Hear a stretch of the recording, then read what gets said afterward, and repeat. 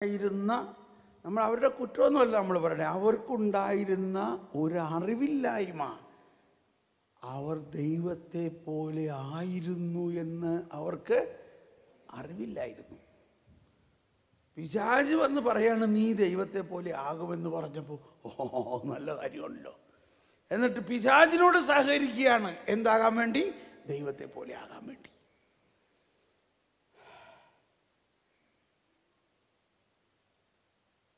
ഇതിന് അജ്ഞത എന്ന് പറയാം. ഞാനതിനപ്പോൾ വേറൊരു പേര് കൊടുക്കാറുണ്ട്. Original sin is because of original ignorance. Original 3 വാക്കാണ്. Original sin. ആ ഒറിജിനൽ സിന്നിന് മുമ്പുണ്ടായിരുന്ന അവസ്ഥയാണ് ഒറിജിനൽ ഇന്നസെൻസ്, ഒറിജിനൽ ഹോളിനെസ്. അതോടൊപ്പം അവർക്കുണ്ടായിരുന്ന ഒരു കുറവെന്താ? Original ignorance. അത് മാറ്റാൻ വേണ്ടിയാണ് ഒറിജിനൽ വിസ്ഡം കർത്താവ് ശമിക്കുക വന്നത്. ഒറിജിനൽ വിസ്ഡം, അതാണ് ജ്ഞാനസ്നാനം.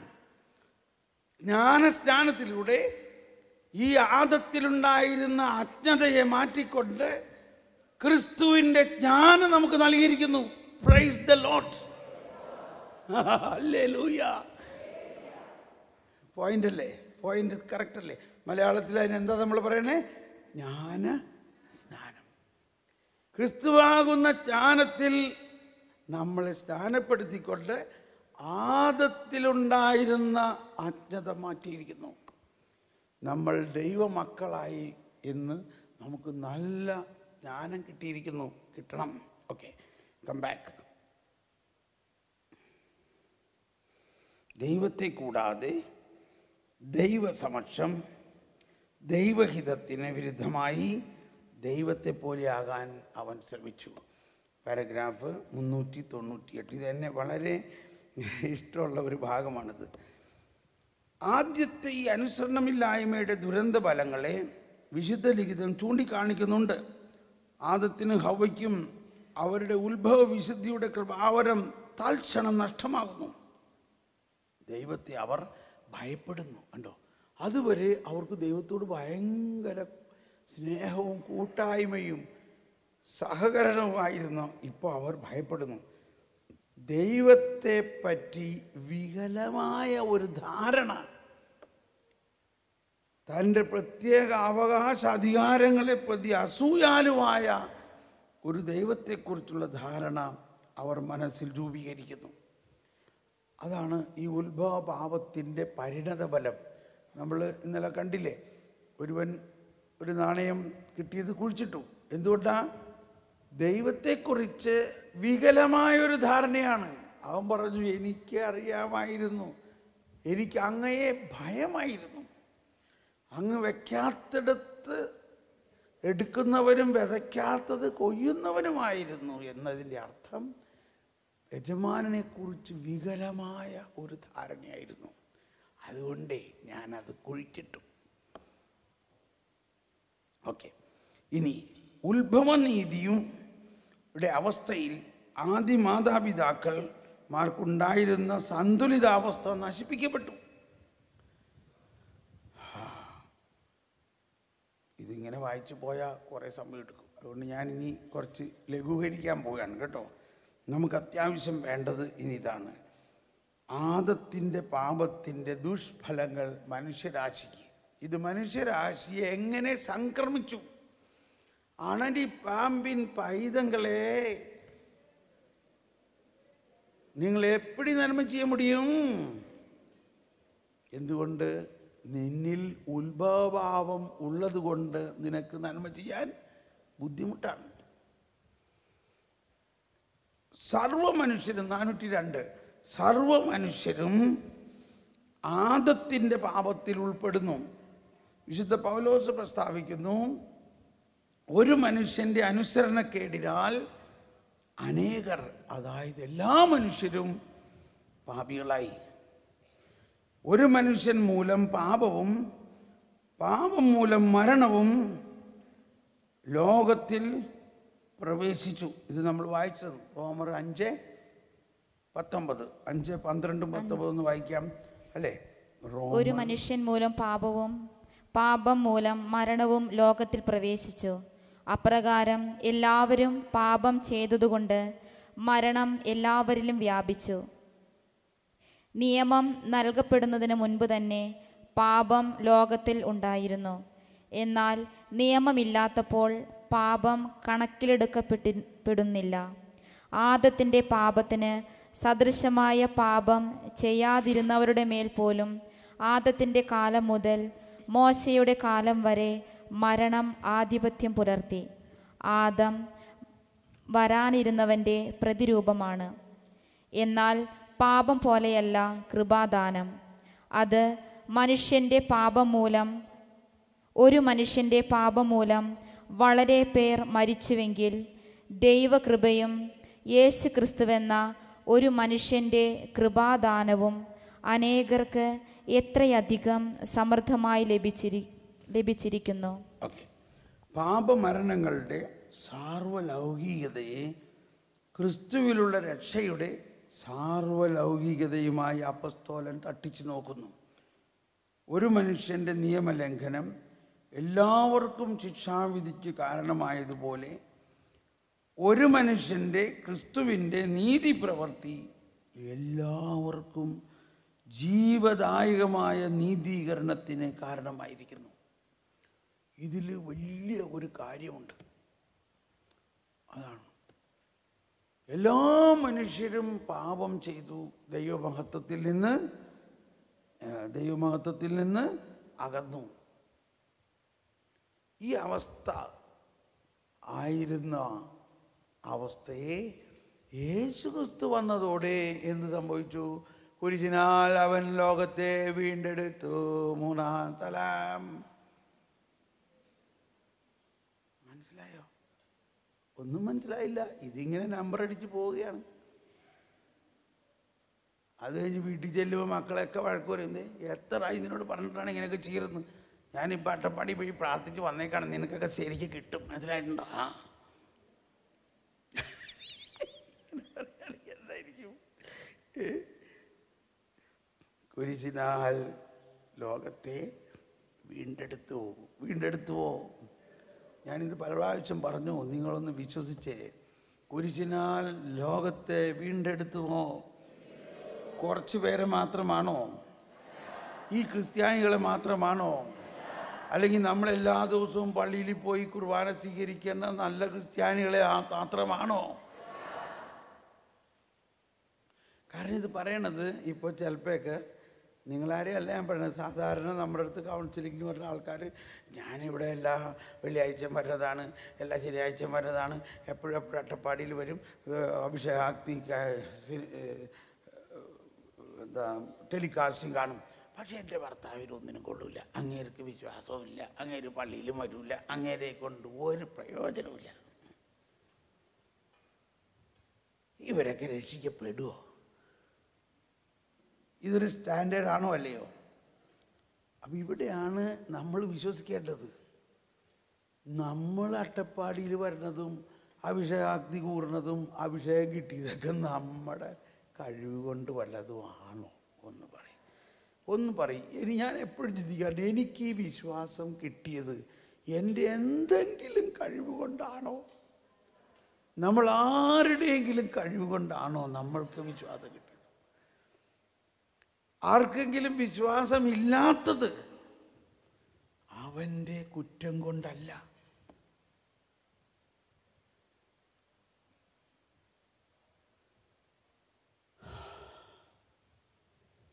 അതാണ് പൗലോസ് പറഞ്ഞ, വിശ്വാസം കുറവുള്ളവരെയും സ്വീകരിക്കുക.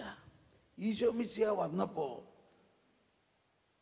എത്ര പേര് വിശുദ്ധരായിട്ടവരുണ്ടായിരുന്നു? ആരെങ്കിലും ഉണ്ടായിരുന്നോ? ആരുമില്ല. എല്ലാവരും പാപികളാണ്. ഈശോ ഇന്നലെ നമ്മൾ കണ്ടില്ലേ, ആ ഫരിസേയനോട് പറയാൻ കൂളായിട്ടാണ് പറയാം.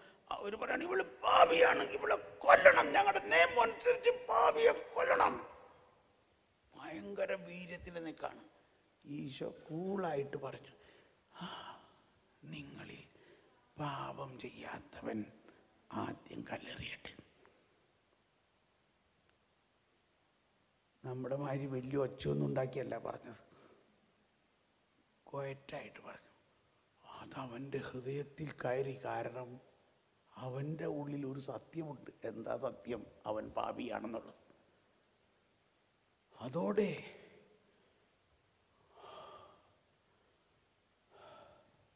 അതാണ് പോപ്പ് ഫ്രാൻസിസ് വരെ എന്താ പറയണേ, അദ്ദേഹത്തിനോട് ചോദിച്ചു, ഈ ബെർഗോലിയോ ആരാ? അങ്ങേരൊരു മഹാപാപിയാണ്. ആരാണത്? പോപ്പ് തന്നെ.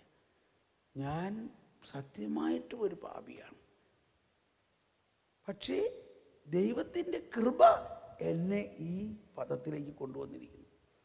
ഈ മദർ തെരേസ എപ്പോഴും പറയാറുണ്ട്, ഒരു നിവർത്തി ഉണ്ടായിരുന്നെങ്കിൽ എന്നെ ഇതിനു വേണ്ടി തിരഞ്ഞെടുക്കില്ലായിരുന്നു. കാരണം ഞാൻ അത്രയ്ക്ക് വലിയ പാപിയാണ്. അപ്പോൾ എത്ര വലിയ വിശുദ്ധനായിരിക്കുമ്പോഴും അവരെല്ലാവരും പറയുന്നത് അവർ പാപിയാണ്. അപ്പോൾ പാപിയാണ് എന്നുള്ള അവബോധം നമുക്കുണ്ടാകുകയും ചെയ്യണം. എന്നാൽ ആ പാപ അവസ്ഥയിലും ദൈവം എന്നെ സ്നേഹിക്കുന്നത് കൊണ്ട് ഞാൻ വിശുദ്ധനാണ്, ഞാൻ വിശുദ്ധനുമാണ്. എന്തുകൊണ്ട് ഞാൻ വിശുദ്ധനാണ്? വിശുദ്ധനായ ദൈവപുത്രൻ എന്നിൽ വസിക്കുന്നു. എന്തുകൊണ്ട് ദൈവപുത്രൻ എന്നിൽ വസിക്കുന്നു? പാപിയായിരിക്കെ ദൈവം എന്നെ സ്നേഹിക്കുന്നത് കൊണ്ട്. ഹിന്ദിയിലാണ്, ഈശ്വർ को हमारे प्रति जो प्रेम का प्रमाण पत्र दिया है, क्योंकि हम पापी ही रहते हुए ईश्वर हमको प्यार किया है. റോമർ അധ്യായം 5:7-8 റോമർ അധ്യായം 5:8. എന്നാൽ നാം പാപികളായിരിക്കെ ക്രിസ്തു നമുക്ക് വേണ്ടി മരിച്ചു. അങ്ങനെ നമ്മോടുള്ള തന്റെ സ്നേഹം ദൈവം പ്രകടമാക്കിയിരിക്കുന്നു. ഈ പ്രകടമാക്കി എന്നുള്ളതിന് ഹിന്ദിയിൽ പറയണത് ഭയങ്കര രസമാണ്. ऐसा ही प्रभु को जो हमारे ऊपर प्यार का प्रमाण पत्र दिया है. प्रमाण पत्र എന്ന് പറഞ്ഞാൽ മലയാളത്തിൽ അല്ലെങ്കിൽ ഇംഗ്ലീഷ് സർട്ടിഫിക്കറ്റ് എന്നാണ് അർത്ഥം. സർട്ടിഫിക്കറ്റ്. ദൈവത്തിന് നമ്മളോടുള്ള സ്നേഹത്തിൻ്റെ ഒരു സർട്ടിഫിക്കറ്റ് തന്നിരിക്കുന്നു. എന്താ സർട്ടിഫിക്കറ്റ്? ഞാൻ പാപിയായിരിക്കെ ദൈവം നമ്മളെ സ്നേഹിക്കുന്നു. അതാണ് അൺകണ്ടീഷണൽ ലവ് എന്നൊക്കെ നമ്മൾ ക്ലാസ് എടുക്കാറുണ്ടല്ലേ. വ്യവസ്ഥയില്ലാത്ത സ്നേഹം. എന്തിനാ ഇതൊക്കെ പറഞ്ഞേ?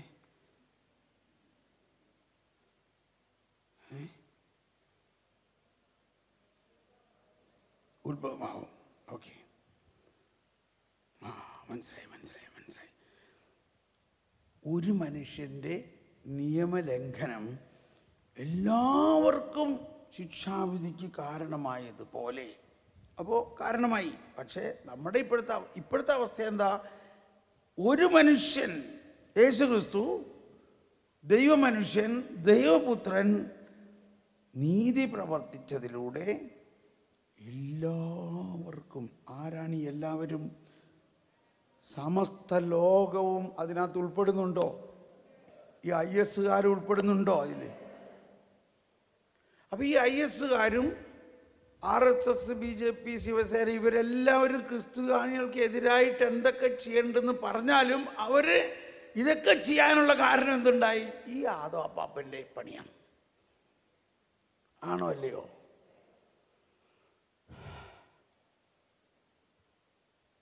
മനസ്സിലായോ? ഈ ആദം മൂലമല്ലേ എല്ലാവരിലും പാപം വന്നത്?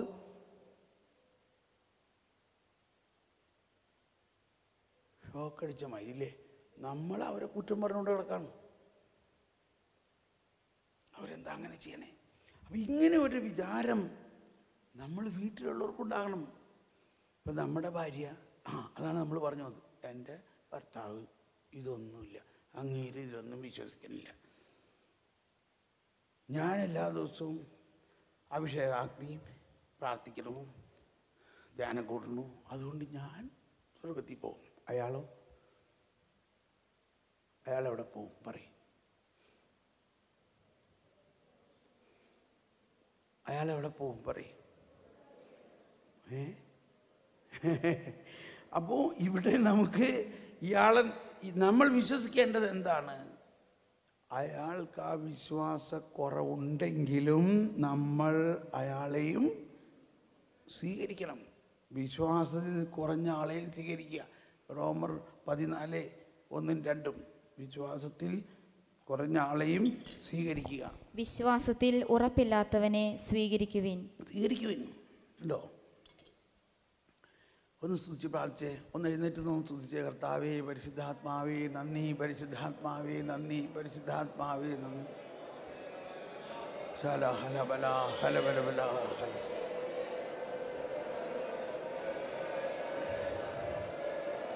ഞാൻ സ്വീകരിക്കുന്നു. ഒന്ന് സ്വീകരിക്കൂ. നിങ്ങളുടെ ഭാര്യയെ സ്വീകരിക്കൂ, ഭർത്താവിനെ സ്വീകരിക്കൂ, അമ്മായി അമ്മയെ സ്വീകരിക്കൂ, അമ്മായിയപ്പനെ സ്വീകരിക്കൂ, മക്കളെ സ്വീകരിക്കൂ. ദൈവഹിതം അനുസരിക്കാത്തവരെ, പാപത്തിൽ ജീവിക്കുന്നവരെ എല്ലാവരെയും സ്വീകരിക്കൂ. കർത്താവേ, അവരെല്ലാവരും പാപം ചെയ്യുന്നത് ആ ഉത്ഭവ പാപത്തിൻ്റെ കാരണമാണ്. Praise the lord. നമുക്കിരിക്കാം. അണലിപ്പാമ്പിൻ പൈതങ്ങളെ, നിങ്ങളെ എപ്പടി നന്മ ചെയ്യ മുടിയും?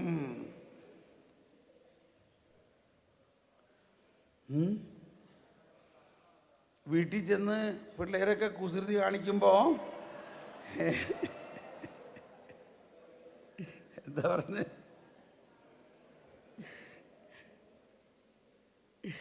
Price the Lord.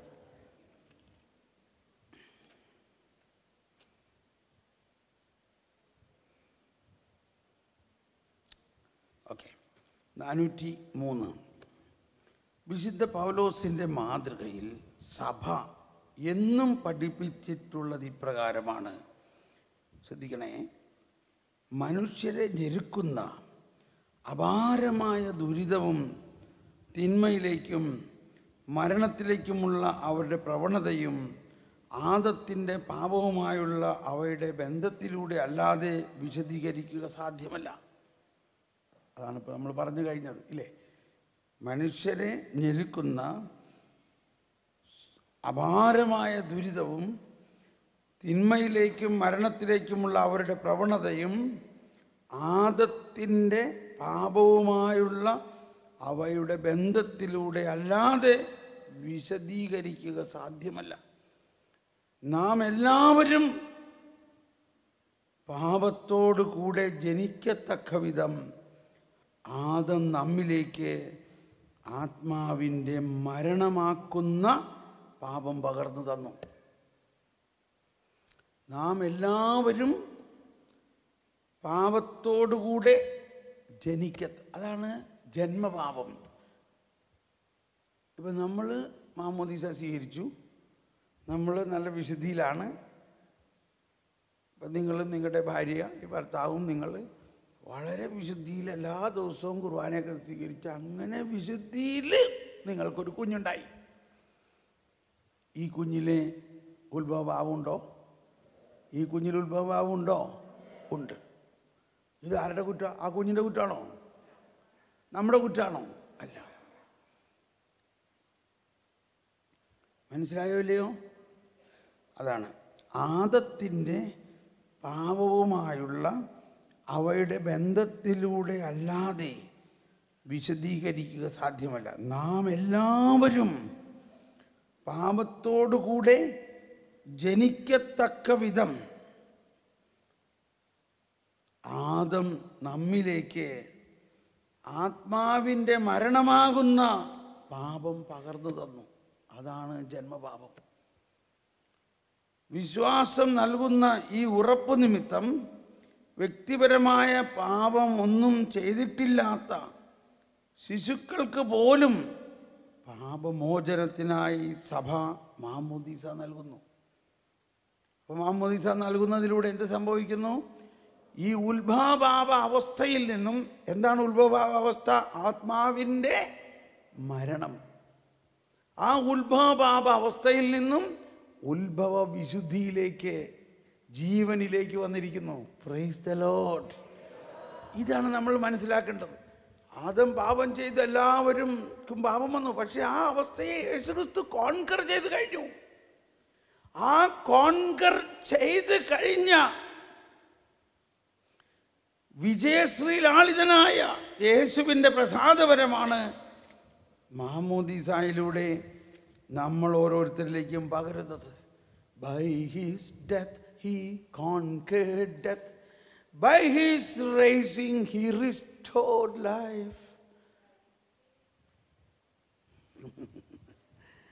വേറൊരെണ്ണം പാടാനാണ് ഞാൻ ഉദ്ദേശിച്ചത്. അത് ഇങ്ങനെയാണ്: Dying he conquered death, raising he restored life, to the dead he has given life. Dying he conquered death, raising he restored life, to the dead he has given life.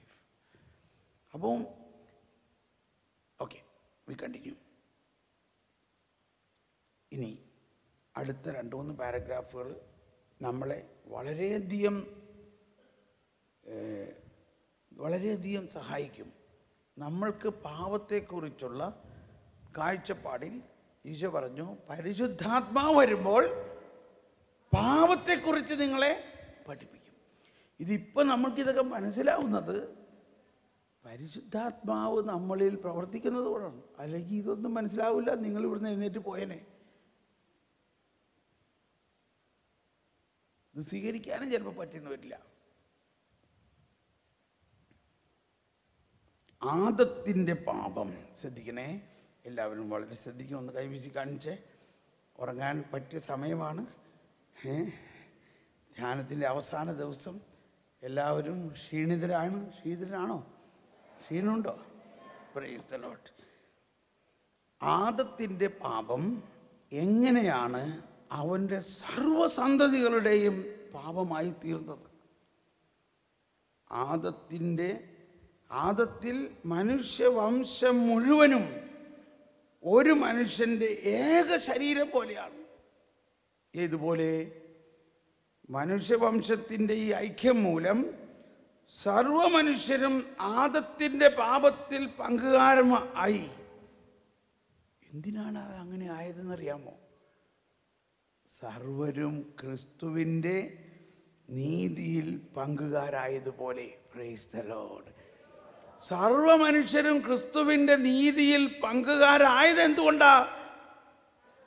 ആദത്തിൻ്റെ പാപം സകല മനുഷ്യരിലും ആദത്തിൻ്റെ പാപത്തിൻ്റെ പങ്കുകാരായതുപോലെ ആദം സകല മനുഷ്യരുടെയും മനുഷ്യൻ്റെ ഏക ശരീരം പോലെയാണെങ്കിൽ യേശു ക്രിസ്തുവിലൂടെ സകല മനുഷ്യരും യേശുവിൻ്റെ ഏക ശരീരം പോലെയാണ്. അതായത് യേശു തൻ്റെ ശരീരത്താൽ, കുരിശിലേക്ക് നോക്കൂ, മനുഷ്യവംശത്തെ മുഴുവനും തൻ്റെ ശരീരത്തിലെടുത്തു.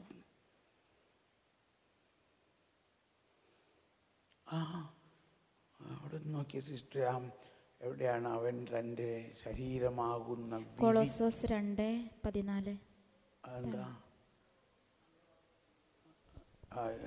അത് വായിച്ച്? കൊളോസ്സോസ് 2:14 എന്താ? നമുക്ക് ദോഷകരമായി നിന്ന ലിഖിത നിയമങ്ങളെ അവൻ മായ്ച്ചു കളയുകയും അവയെ കുരിശിൽ തറച്ച് നിഷ്കാസനം ചെയ്യുകയും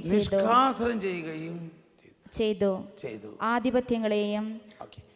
അതുകൂടാണ്ട് എബ്രായർ 7 മറ്റോ തൻ്റെയും വിരി, ശരീരമാകുന്ന വിരി, എത്ര അത്? എബ്രായർ 10:20 അല്ലേ? ഒന്ന് നോക്കി. എബ്രായർ 10:20. എന്തെന്നാൽ തൻ്റെ ശരീരമാകുന്ന വിരിയിലൂടെ അവൻ നമുക്കായി നവീനവും സജീവവുമായ ഒരു പാത തുറന്നു തന്നിരിക്കുന്നു. ഇത് പെട്ടെന്നൊന്ന് മനസ്സിലായിക്കോട്ടോ. ഈ മദ്ബഹായിലെ, അതായത് ജെറുസലേം ദേവാലയത്തിൻ്റെ ആ തിരശീല ഒരു 8 ഇഞ്ച് കനമുള്ളതാണ്. 8 ഇഞ്ച് കനമുള്ള ചണം കൊണ്ടുണ്ടാക്കിയിട്ടുള്ളതാണ്. ഒരു കാരണവശാലും അതാർക്കും കീറാൻ പറ്റാത്തതാണ്. യേശുവിൻ്റെ ഹൃദയം കീറിയപ്പോൾ യേശുവിൻ്റെ ബലിയിലൂടെ ആ സമയത്ത് തന്നെ ആ തിരശീല മുകളിൽ നിന്ന് താഴോട്ട് കീറി എന്നാണ് എഴുതിയിരിക്കുന്നത്. മുകളിൽ നിന്ന് താഴോട്ട് കീറി. താഴെയിൽ നിന്ന് മുകളിലോട്ടല്ല കീറിയത്. താഴെ നിന്ന് മുകളിലോട്ടാണ് കീറിയിരുന്നതെങ്കിൽ അതൊരു മാനുഷികമായ കീറലായനെ. എന്നാൽ മുകളിൽ നിന്ന് താഴോട്ട് കീറിയത് ദൈവത്തിൻ്റെ ഇടപെടലിലൂടെ ലോകം മുഴുവനെയും ഈ മദ്ബഹായിലേക്ക് ഇനി സ്വാഗതം ചെയ്തിരിക്കുകയാണ്. മദ്ബഹ അഥവാ തിരശീല കീറിയതിലൂടെ തൻ്റെ ശരീരം കീറിക്കൊണ്ട് മനുഷ്യവംശത്തിന് മുഴുവനും അതിവിശുദ്ധ സ്ഥലത്തേക്ക് പ്രവേശനം തന്നിരിക്കുന്നു. ആ അർത്ഥത്തിലാണ് മദ്ബഹായിൽ വിശുദ്ധ കുർബാന അർപ്പിക്കുമ്പോൾ നമ്മൾ വരുന്നതും നമ്മൾ സ്വീകരിക്കുന്നതും. വരുവിൻ. അപ്പോൾ യേശു തൻ്റെ ശരീരത്തിലൂടെ തൻ്റെ നീതിയിലൂടെ ആദം മൂലം പാപത്തിൽ ആണ്ടുപോയ സകലരെയും, ഇതുവരെ ഉണ്ടവരും ഇനി ഉണ്ടാവാനിരിക്കുന്നവർക്കും വേണ്ടി യേശു പരിഹാരം ചെയ്ത് കഴിഞ്ഞു. കഴിഞ്ഞോ? ഒന്നെല്ലാവരും പറഞ്ഞേ, ഭൂലോക പാപം നീക്കുന്ന ദൈവത്തെയും ഞങ്ങളുടെ മേൽ കരുണയായിരിക്കണമേ.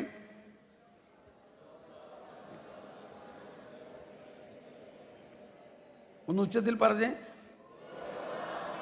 ഭൂലോക പാപം നീക്കുന്ന ദൈവത്തിൻ്റെ ചെമ്പുരാട്ടിൻകുട്ടിയായ ഈശോ തമ്പുരാനെ, ഞങ്ങളുടെ പാപങ്ങൾ ക്ഷമിക്കണം. അപ്പൊ ഇത് വിശ്വസിക്കണം. സർവ മനുഷ്യരും ആദത്തിൻ്റെ പാപത്തിൽ പങ്കുകാരായി. അതൊരു നെഗറ്റീവുമായിട്ട് നമുക്ക് തോന്നേണ്ടത്. സാവധാനം നമ്മളിനി ആ നെഗറ്റീവിൽ നിന്ന് പോസിറ്റീവിലേക്ക് വരാൻ പോവുകയാണ്.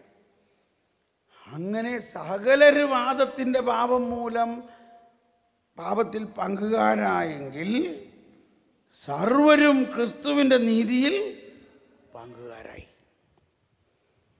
പാപം എവിടെയെല്ലാം ഒഴുകിയോ, ഇപ്പോൾ ഒരു വാട്ടർ ടാങ്ക്, ആ വാട്ടർ ടാങ്കിൽ നിന്ന് ഉള്ള പൈപ്പ് ലൈനുകൾ വീട്ടിലെല്ലാ സ്ഥലങ്ങളിലും പോയി. ആ വാട്ടർ ടാങ്കിലുള്ള വെള്ളത്തിൽ എന്തോ അശുദ്ധി ഉണ്ടെന്ന് മനസ്സിലായി. അപ്പം ആ വെള്ളം എവിടെയെല്ലാം പോയിട്ടുണ്ടോ അവിടെയെല്ലാം അശുദ്ധിയാണല്ലോ. ഇതിനെ വിശുദ്ധീകരിക്കാൻ വേണ്ടി എന്ത് ചെയ്തു? ആ അശുദ്ധിയുള്ള വാട്ടർ ടാങ്കിലൂടെ വെള്ളത്തിൽ നമ്മൾ ഒരു പുതിയ ആസിഡ് അങ്ങ് ഒഴിച്ചു. എന്തിനാണ്? ആ ആസിഡ് ഒഴിച്ചപ്പോൾ ആ ആസിഡിൻ്റെ മോളിക്യൂൾസ് ഈ വെള്ളം എവിടെയെല്ലാം അശുദ്ധി പരത്തിയോ അവിടെയെല്ലാം ഈ പുതിയ വീര്യം ചെന്ന് അതിനെയെല്ലാം ശുദ്ധീകരിച്ചു. എന്നപോലെ ആദം ആ വാട്ടർ ടാങ്കിലൂടെയുള്ള പാപം എവിടെയെല്ലാം ചെന്നുപോകും അവിടെയെല്ലാം യേശുക്രിസ്തുവിൻ്റെ നീതീകരണത്തിൻ്റെ കൃപ ചെന്നു. അതാണ് രക്ഷാകര രഹസ്യം. മനുഷ്യവംശത്തിൻ്റെ ഈ ഐക്യം മൂലം സർവ മനുഷ്യരും ആദത്തിൻ്റെ പാപത്തിൽ പങ്കുകാരായി സർവരും ക്രിസ്തുവിൻ്റെ നീതിയിൽ പങ്കുകാരായതുപോലെ. എന്നിരുന്നാലും ഉദ്ഭവപാപത്തിൻ്റെ സംക്രമണം നമുക്ക് പൂർണ്ണമായി ഗ്രഹിക്കാനാവാത്ത ഒരു രഹസ്യമാണ്. എങ്കിലും ആദം ഉദ്ഭവ വിശുദ്ധിയും നീതിയും സ്വീകരിച്ചത് തനിക്ക് വേണ്ടി മാത്രമായിരുന്നില്ല. Praise the lord. പ്രത്യുത മനുഷ്യപ്രകൃതിക്ക് മുഴുവൻ വേണ്ടിയായിരുന്നുവെന്ന് വെളിവാളിലൂടെ നാം അറിയുന്നു. പ്രലോഭകന് വഴങ്ങിക്കൊടുക്കുക നിമിത്തം ആദമും ഹവ്വയും വ്യക്തിപരമായ ഒരു പാപം ചെയ്തു. ഈ പാപം മനുഷ്യപ്രകൃതിയെ ബാധിച്ചു. ഈ പ്രകൃതിയെയാണ് ആദിമാതാപിതാക്കന്മാർ തങ്ങളുടെ നിബന്ധിച്ച അവസ്ഥയിൽ പിൻതലമുറകളിലേക്ക് സംക്രമിപ്പിക്കേണ്ടിയിരുന്നത്. പ്രജനനത്തിലൂടെ, അതായത് ഉദ്ഭവവിശുദ്ധിയും നീതിയും നഷ്ടപ്പെട്ട മനുഷ്യപ്രകൃതിയുടെ സമ്പ്രദാനത്തിലൂടെയാണ് ഈ പാപം സമസ്ത മാനവരാശിക്കും സംക്രമിക്കുന്നത്.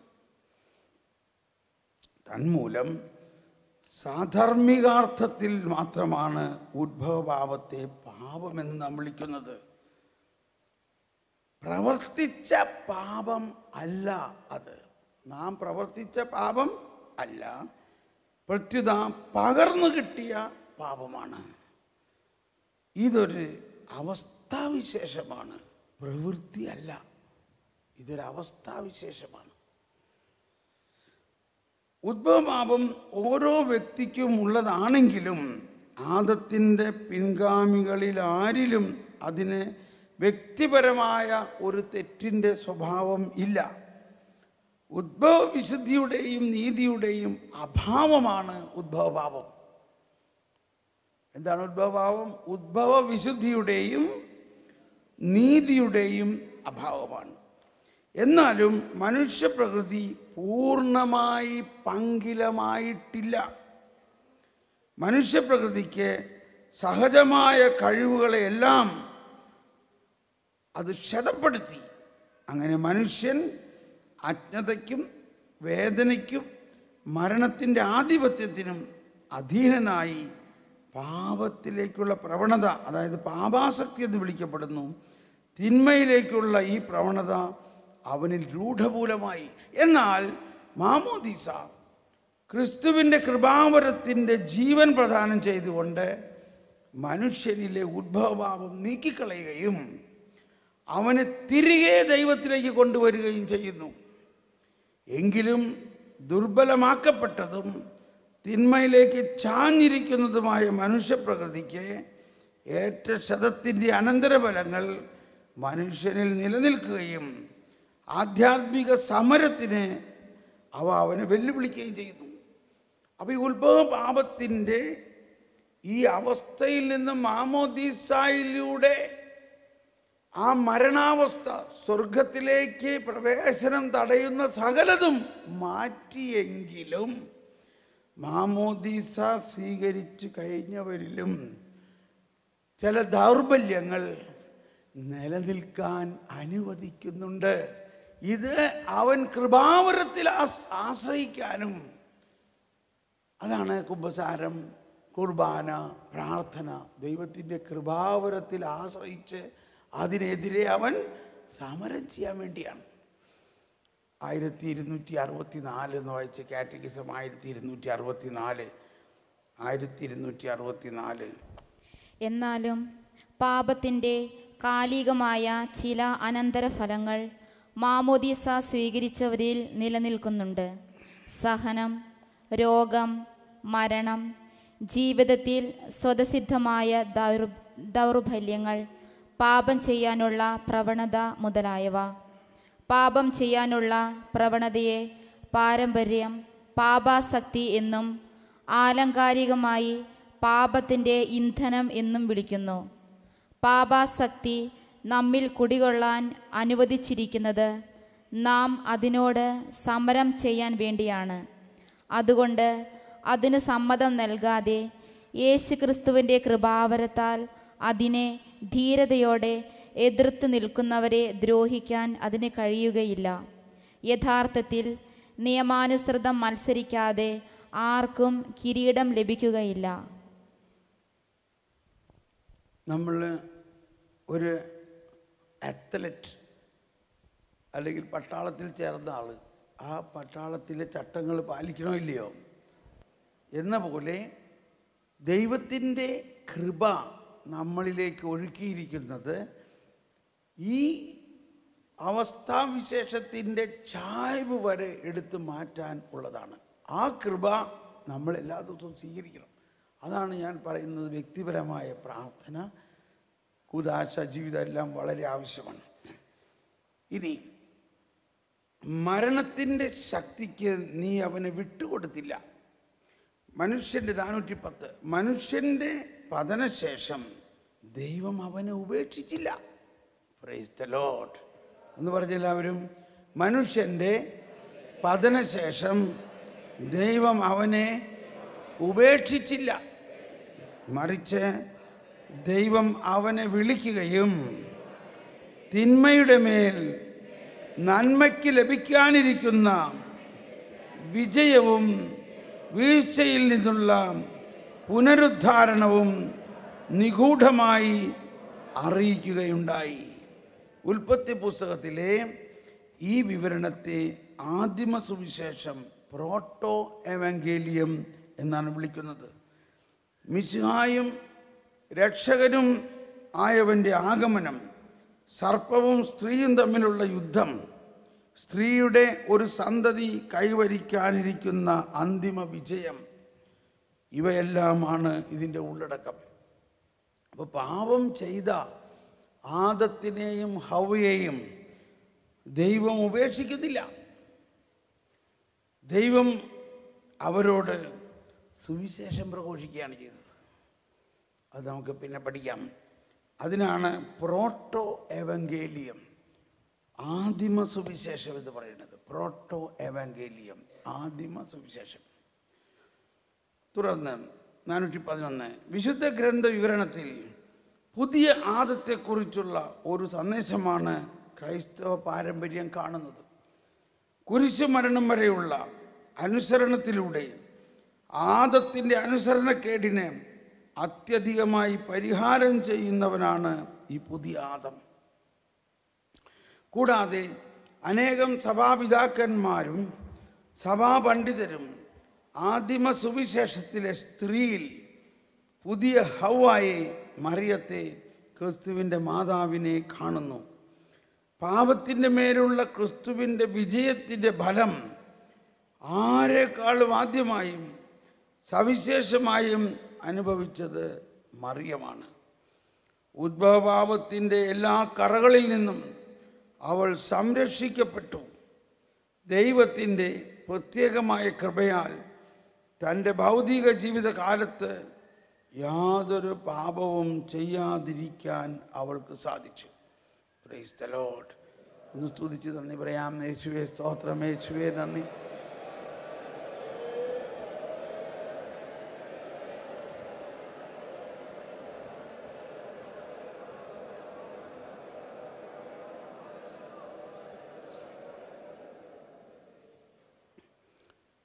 ഇനി 412. ഇത് വളരെയധികം സംശയങ്ങളുണ്ടാക്കാവുന്ന ഒന്നാണ്.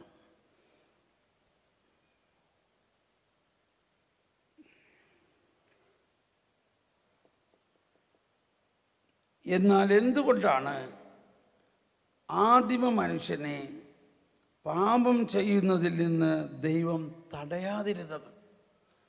മഹാനായ ലിയോ മറുപടി പറയുന്നു, പിശാചിൻ്റെ അസൂയ നമുക്ക് നഷ്ടമാക്കിയതിനേക്കാൾ വളരെയേറെ ദൈവാനുഗ്രഹങ്ങൾ ക്രിസ്തുവിൻ്റെ അവാച്യമായ കൃപ നമുക്ക് നേടിത്തന്നിരിക്കുന്നു. വിശുദ്ധ തോമസ് അക്വീനാസ് എഴുതി, ആദിമ പാപത്തിന് ശേഷവും മഹത്തരമായ ഔന്നത്യത്തിലേക്ക് മനുഷ്യപ്രകൃതി ഉയർത്തപ്പെടുന്നതിന് തടസ്സമൊന്നുമില്ല. ശ്രദ്ധിക്കണം, എല്ലാവരും നേരിട്ട് പറഞ്ഞുകൊണ്ട്, തിന്മ സംഭവിക്കാൻ ദൈവം അനുവദിക്കുന്നത് അതിൽ നിന്ന് മഹത്തരമായ നന്മ പുറപ്പെടുത്തുന്നതിന് വേണ്ടിയാണ്.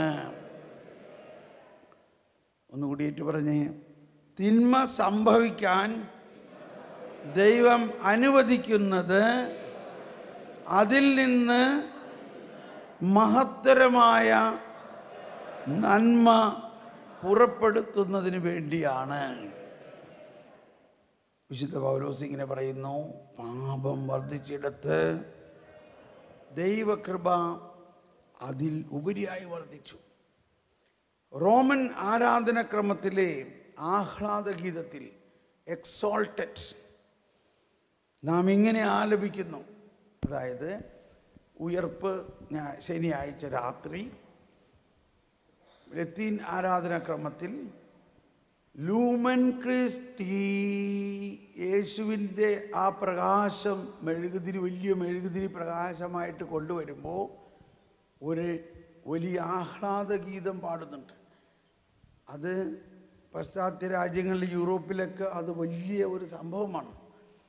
അപ്പോൾ അവർ ആ നൊയമ്പ് കാലത്ത് എങ്ങും ഹല്ലേലൂയ പാടില്ല, പറയില്ല. ഹല്ലേലൂയ എന്നൊക്കെ നമ്മൾ പറയുന്ന മാതിരി അവിടെയൊക്കെ ധ്യാനിപ്പിക്കുമ്പോൾ ഞാൻ ഹല്ലേലൂയ നൊയമ്പ് കാലത്ത് പറയില്ല. പറഞ്ഞു കഴിഞ്ഞാൽ ഭയങ്കര അപകടമാണ്. എന്ന് പറഞ്ഞാൽ നൊയമ്പ് കാലോടെന്ന് പറയാം, ഹല്ലേലൂയ പറയാൻ പാടില്ല എന്ന് പറയും. അതിൻ്റെ അർത്ഥം ഒരു വലിയ ഹല്ലേലൂയ പറയാൻ വേണ്ടി അവർ നോക്കിയിരിക്കുകയാണ്. അതെന്നാണ് അത് ഉയർപ്പിൻ്റെ അന്ന് രാത്രി അതിനുവേണ്ടി നിയോഗിക്കപ്പെടുന്ന പ്രത്യേക ഡീക്കന്മാരുണ്ട്. അവരുടെയൊക്കെ തൊണ്ട ഇങ്ങനെ വീർത്തിരിക്കും. ഹല്ലേലൂയ പാടാൻ പറ്റിയ തൊണ്ടയായിരിക്കും. മയക്കൊന്നും ഉണ്ടാവില്ല. അവരിങ്ങനെ ഉച്ചസ്വരത്തിൽ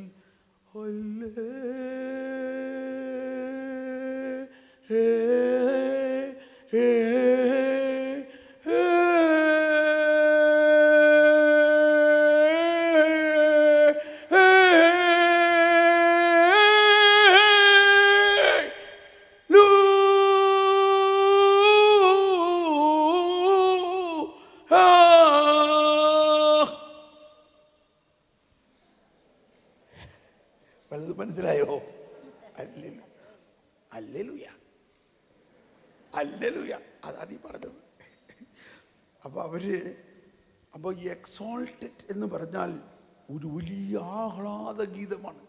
എന്തിൻ്റെ ആഹ്ലാദമാണ്? കർത്താവ് പട്ടാങ്ങിയായി ഉത്ഥാനം ചെയ്തു.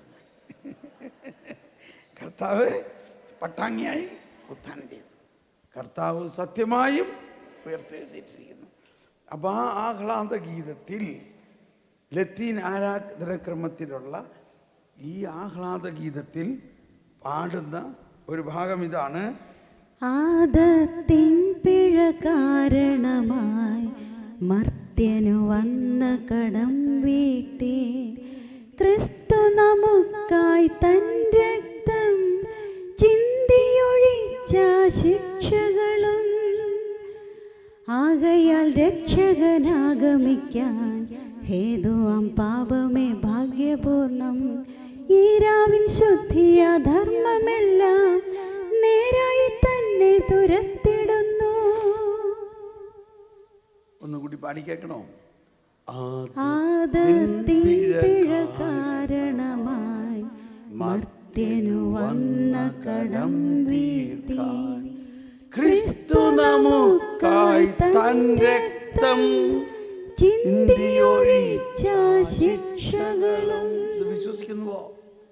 ഇതാണ് നൊയമ്പുകാലം മുഴുവനും നമ്മൾ ചിന്തിച്ചത്. ഒന്നുകൂടി, ആദത്തിൻ പിഴ കാരണമായി മർത്യനു വന്ന കടം വീട്ടി ക്രിസ്തു നമുക്കായി തൻ രക്തം ചിന്തിയൊഴിച്ച ശിക്ഷകളും ആകയാൽ രക്ഷകനാഗമിക്കാൻ ഹേതുവാം പാപമേ ഭാഗ്യപൂർണം.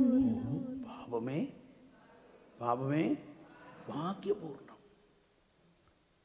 Oh, happy fault, you have given us such a redeemer. Oh, happy fault. Oh, happy fault. ഭാഗ്യ കാരണമായ അപരാധമേ, ഇത്ര മഹാനായ ഒരു രക്ഷകനെ നീ ഞങ്ങൾക്ക് നേടിത്തന്നല്ലോ. ഒന്നുകൂടി പാടിയ ഭാഗം. ആകയാൽ രക്ഷകനാഗമിക്കാൻ ഹേതുവാം പാപമേ ഭാഗ്യപൂർണം.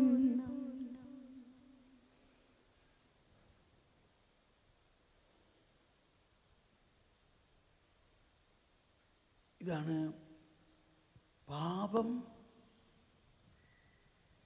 തിന്മയാണെങ്കിലും ദൈവത്തിൻ്റെ ഒരു സൃഷ്ടിയായ പിശാചിലൂടെയാണ് അതുണ്ടായത്.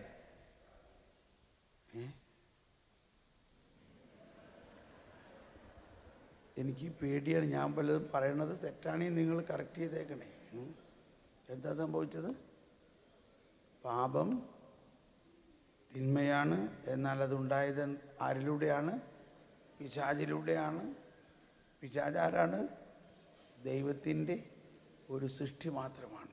എന്നാൽ ദൈവം ആരാണ്?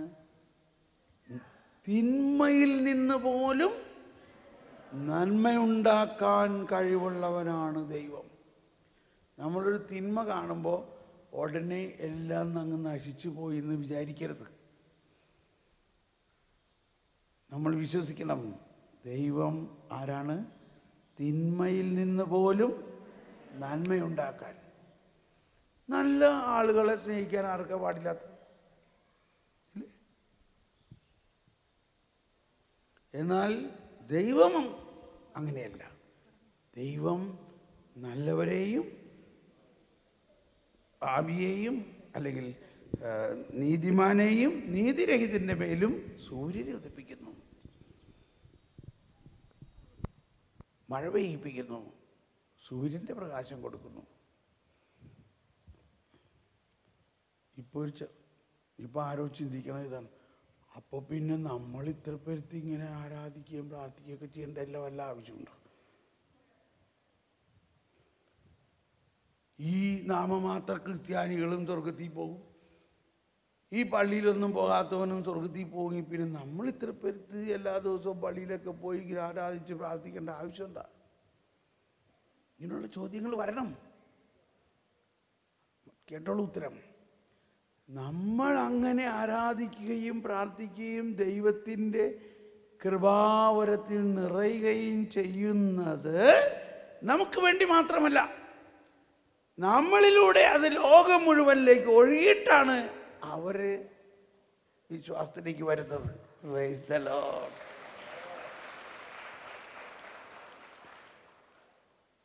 മോനിക്ക പുണ്യവതി 33 വർഷം പ്രാർത്ഥിച്ചു. ഈ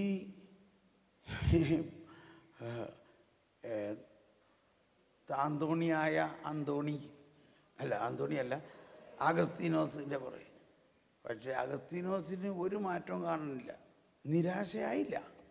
33 വർഷം കഴിഞ്ഞപ്പോഴാണ് അഗസ്തീനോസ് ജ്ഞാനസ്നാനം സ്വീകരിച്ചത്. അത് കാരണം എന്തുണ്ടായി? അവൻ ആരായി മാറി? ഇതുപോലെ ജീനിയസ് ആയിട്ടുള്ള ഒരു വിശുദ്ധനുണ്ടോ? അദ്ദേഹത്തിൻ്റെ എഴുതിയ വരികൾ ഒരുപാടൊന്നും വായിക്കണ്ട, 2-3 വരിയെങ്കിലും വായിച്ചാൽ നമ്മളങ്ങോട്ട് ജ്വലിക്കും. അപ്പം നമ്മൾ വിശ്വസിക്കേണ്ടത് അതാണ്. മോനിക്ക വിശ്വസിച്ചത് ദൈവത്തിന് തിന്മയിൽ നിന്ന് പോലും നന്മയുണ്ടാക്കാൻ കഴിയും. ദൈവത്തിന് തിന്മയിൽ നിന്നും നന്മയുണ്ടാക്കാൻ കഴിയും. ഈ വിശ്വാസമുണ്ടെങ്കിലേ തിന്മ ചെയ്യുന്ന ആളുകളെ പുറകെ നടന്ന് അവരെ സ്നേഹിച്ച് അവരെ സ്നേഹിക്കാൻ തന്നെ പറ്റുള്ളൂ നമുക്ക്. അവൻ എത്ര തിന്മ ചെയ്യുന്നവനായാലും ദൈവം അവനെ സ്നേഹിക്കുന്നു എന്ന് നമ്മളറിയണം. അപ്പോഴേ നമുക്ക് അവനെ സ്നേഹിക്കാനും അവനെ ജയിക്കാനും അവന് വേണ്ടി പ്രാർത്ഥിക്കാൻ തന്നെ ഒരു പ്രചോദനം കിട്ടുകയുള്ളൂ.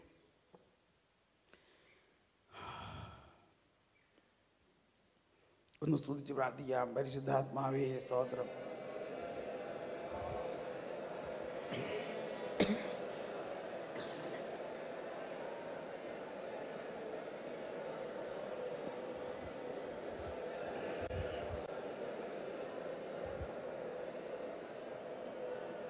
Price the Lord. ഇപ്പം നമ്മളിവിടെ കേട്ടു, ഉൽപ്പത്തി പുസ്തകത്തിൽ തന്നെ ആദിമ സുവിശേഷം, പ്രോട്ടോ എവങ്കേലിയം. ആ പ്രോട്ടോ എവങ്കേലിയത്തെ ഒന്ന് നമുക്ക് മനസ്സിലാക്കാം. ഉൽപ്പത്തി 3-ാം അധ്യായത്തിൽ 15 മുതലുള്ള വചനങ്ങളാണ്. നീയും സ്ത്രീയും തമ്മിലും നിന്റെ സന്തതിയും അവളുടെ സന്തതിയും തമ്മിൽ ഞാൻ ശത്രുതയുളവാക്കും. അവൻ നിന്റെ തല തകർക്കും. നീ അവന്റെ കുതികാലിൽ പരിക്കേൽപ്പിക്കും. അവിടുന്ന് സ്ത്രീയോട് പറഞ്ഞു, നിന്റെ ഗർഭാരിഷ്ഠതകൾ ഞാൻ വർദ്ധിപ്പിക്കും. നീ വേദനയോടെ കുഞ്ഞുങ്ങളെ പ്രസവിക്കും. എങ്കിലും നിനക്ക് ഭർത്താവിൽ അഭിലാഷമുണ്ടായിരിക്കും. അവൻ നിന്നെ ഭരിക്കുകയും ചെയ്യും. ആദത്തോട് അവിടുന്ന് പറഞ്ഞു, തിന്നരുതെന്ന് ഞാൻ പറഞ്ഞ പഴം സ്ത്രീയുടെ വാക്ക് കേട്ട് നീ തിന്നതുകൊണ്ട് നീ മൂലം മണ്ണ് ശപിക്കപ്പെട്ടതായിരിക്കും. ആയുഷ്കാലം മുഴുവൻ കഠിനാധ്വാനം കൊണ്ട് നീ അതിൽ നിന്ന് കാലയാപനം ചെയ്യും. അത് മുള്ളും മുൾച്ചെടികളും നിനക്കായി മുളപ്പിക്കും. വയലിലെ സസ്യങ്ങൾ നീ ഭക്ഷിക്കും. മണ്ണിൽ നിന്ന് എടുക്കപ്പെട്ട നീ മണ്ണിനോട് ചേരുന്നതുവരെ നെറ്റിയിലെ വിയർപ്പ് കൊണ്ട് ഭക്ഷണം സമ്പാദിക്കും. നീ പൊടിയാണ്, പൊടിയിലേക്ക് തന്നെ നീ മടങ്ങും. ആദം ഭാര്യയെ ഹവ്വ എന്ന് വിളിച്ചു, കാരണം അവൾ ജീവനുള്ളവരുടെയെല്ലാം മാതാവാണ്. ദൈവമായ കർത്താവ് തോലുകൊണ്ട് ഉടയാടയുണ്ടാക്കി ആദത്തെയും അവൻ്റെ ഭാര്യയെയും ധരിപ്പിച്ചു. അനന്തരം അവിടുന്ന് പറഞ്ഞു, മനുഷ്യനിതാ നന്മയും തിന്മയും അറിഞ്ഞ് നമ്മിൽ ഒരുവനെ പോലെ ആയിരിക്കുന്നു.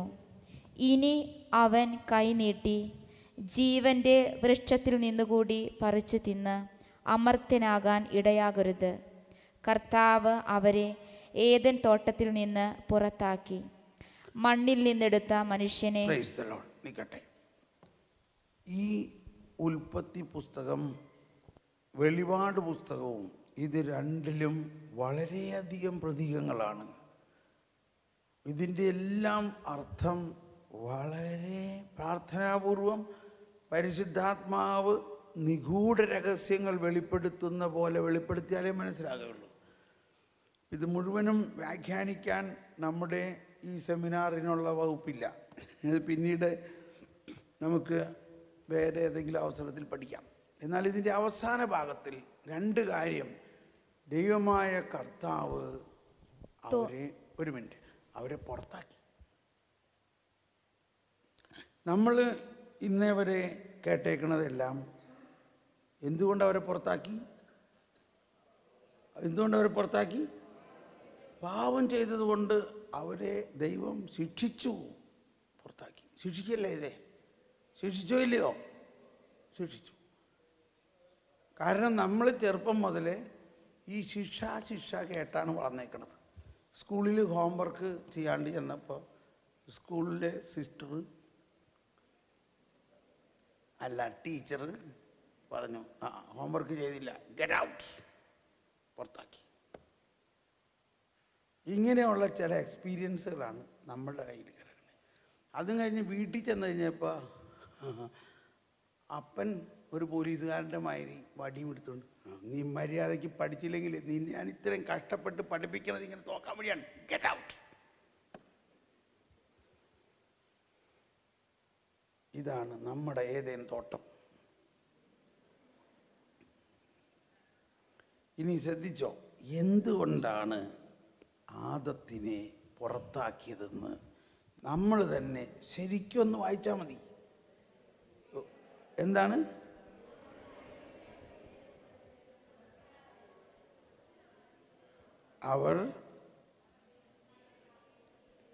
ഇനി അവർ ഇവിടെ നിൽക്കുകയാണെങ്കിൽ ജീവന്റെ വൃക്ഷത്തിൽ നിന്ന് കൂടി എങ്ങാനും പറിച്ച് ഭക്ഷിച്ചാൽ അവർ അമർത്യരാകും. അങ്ങനെ അമർത്യരാകാതിരിക്കാനാണ് അവനെ പുറത്താക്കിയത്. അതെന്താ? അമർത്യരായാൽ എന്താ? നല്ലതല്ലേ? പാപാവസ്ഥയിൽ അവർ അമർത്യരാകും. അവർ ചെയ്ത തിന്മയിൽ നിന്നും അവർ രക്ഷിക്കപ്പെടണമെങ്കിൽ ആര് വരണം? ഈശോ വരണം. കർത്താവ് ഈശോ മിശിഹ വന്നതിന് ശേഷം മാത്രമേ ആ മരണാവസ്ഥ, അവരുടെ ആത്മാവിൻ്റെ മരണാവസ്ഥയിൽ നിന്നും അവരെ രക്ഷിക്കാൻ പറ്റുകയുള്ളൂ. അതാണ് അവൻ്റെ മരണത്താൽ നമ്മുടെ മരണത്തെ അവൻ പരാജയപ്പെടുത്തി, നമ്മുടെ മരണത്തിൽ നിന്ന് രക്ഷിച്ചു. അതിനു മുൻപ് ആദവും ഹവയുടെയും ആത്മാവ് മരിച്ച അവസ്ഥയാണ്, പാപാവസ്ഥയാണ്. കുറച്ചും കൂടി എളുപ്പം മനസ്സിലാക്കാൻ വേണ്ടി ഞാൻ ഈ വാക്ക് ഉപയോഗിക്കുകയാണ്. പൈശാചിക അവസ്ഥയിലാണ്. ഈ പൈശാചിക അവസ്ഥയിൽ അവർ ജീവന്റെ വൃക്ഷത്തിൽ നിന്നെങ്ങാനും കൂടി പറിച്ച് ഭക്ഷിച്ചാൽ അവർ ഈ പൈശാചിക അവസ്ഥയിൽ അമർത്യരാകും. പിന്നെ അവർ രക്ഷിക്കാൻ പറ്റുമോ? പിന്നെ അവർ രക്ഷിക്കാൻ പറ്റില്ല, അവർക്ക് രക്ഷ എടുക്കാൻ പറ്റില്ല. അവർ ആ പൈശാചിക അവസ്ഥയിൽ തന്നെ നിലനിൽക്കുകയാണെങ്കിൽ അവരാരെ പോലെയാവും? അവർ പിശാചിനെ പോലെയാവും. അതുകൊണ്ടാണ് ദൈവം അവരെ വരാനിരിക്കുന്ന രക്ഷകന്റെ മുന്നോടിയായിട്ട്, അച്ചാരമായിട്ട്, വരാനിരിക്കുന്ന ആ കുഞ്ഞാടിൻ്റെ അച്ചാരമായിട്ട് തുകൽ കൊണ്ട് ഉടയാട ഉണ്ടാക്കി അവരെ ധരിപ്പിച്ചു. ഈ തുകൽ കൊണ്ട് ഉടയാട ഉണ്ടാക്കി എന്ന് പറഞ്ഞാൽ, തുകൽ എങ്ങനെയാണ് ദൈവമായ കർത്താവ് ഉണ്ടാക്കിയത്? ദൈവമായ കർത്താവ് തുകലുണ്ടാക്കാൻ വേണ്ടി മൃഗങ്ങളെ കൊന്നു. ഏത് മൃഗങ്ങളെയാണ് കൊല്ലാൻ സാധ്യത? കുഞ്ഞാടിനെ, ആട്ടിനെ. കുഞ്ഞാടിനെ കൊന്ന് ആ കുഞ്ഞാടിൻ്റെ തുകലുകൾ ചേർത്ത്, ആ രക്തം പുരണ്ട കുഞ്ഞാടിൻ്റെ തുകലുകൾ കൊണ്ട് ആദത്തെയും ഹവ്വയെയും ഉടയാട ഉണ്ടാക്കി ധരിപ്പിച്ചു, ലെതർ ജാക്കറ്റ്. എന്നിട്ട് എന്ത് പറഞ്ഞു കാണും? എൻ്റെ മക്കളെ, നിങ്ങൾ ഇനി ഇവിടെ നിന്നാൽ കൂടുതൽ അപകടമാണ്. നിങ്ങളെ രക്ഷിക്കാൻ വേണ്ടി എൻ്റെ മകനെ ഞാൻ അയക്കും. അവൻ കുഞ്ഞാടിനെ പോലെ നിങ്ങൾക്ക് വേണ്ടി ബലിയർപ്പിച്ച്, നിങ്ങൾക്ക് വേണ്ടി ജീവൻ അർപ്പിച്ച് നിങ്ങളെ സ്വർഗത്തിലേക്ക് കൊണ്ടുവരും. സ്വർഗം ഭൂമിയിലിറങ്ങി ആദത്തിനും സന്തതികൾക്കും പറുദീസായിൽ പുനരധിവാസം നൽകുന്നതിനായി സ്വർഗം തന്നെ ഭൂവിലിറങ്ങി മഹിതാത്ഭുതമേ. നിങ്ങളെ ഞാൻ സൃഷ്ടിച്ചത് ഇങ്ങനെ പാപത്തിൽ നശിക്കാനല്ല, നിങ്ങളെ രക്ഷിക്കാനുള്ള പദ്ധതി ലോകസ്ഥാപനത്തിന് മുൻപ് മുതൽ ഞാൻ രൂപപ്പെടുത്തിയിട്ടുണ്ട്. ആ പദ്ധതി അനുസരിച്ച് സമയത്തിൻ്റെ പൂർത്തീകരണത്തിൽ, സമയം സമാഗതമാകുമ്പോൾ രക്ഷകൻ വരും. എൻ്റെ മകൻ തന്നെ ആയിരിക്കും. അവൻ നിന്റെ സഹോദരനെ പോലെ അവൻ വന്ന് അവൻ തൻ്റെ രക്തം കൊടുത്ത് പരിഹാരം ചെയ്യും നീ ചെയ്ത തെറ്റിനെ. ആ ദിവ്യ കുഞ്ഞാടിൻ്റെ വരവിൻ്റെ അച്ചാരമായിട്ട് നിനക്കിതാ ഞാൻ ഈ ഉടയാടണിയിക്കുന്നു. പാപം ചെയ്ത് കൽപ്പന ലംഘിച്ച് അത്തി ഇലകൾ കൊണ്ട് മൂടിയ അവർ, കണ്ടോ, വീണ്ടും പാപം, അത്തിവൃക്ഷം. അങ്ങനെയാണ് ഈ കൽപ്പനകളുടെ ലംഘനത്തിൽ നിന്നും മറയ്ക്കുന്നതാണ് അത്തിമരം.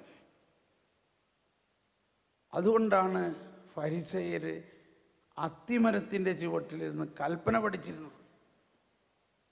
ആ അത്തിയിലകൾ അല്ല നീ ധരിക്കേണ്ടത്. നീ ധരിക്കേണ്ടത് രക്ഷകന്റെ തുകലാണ്.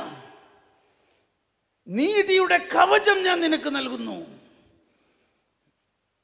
മിശിഹാ കുഞ്ഞാടിന്റെ രക്തം പുര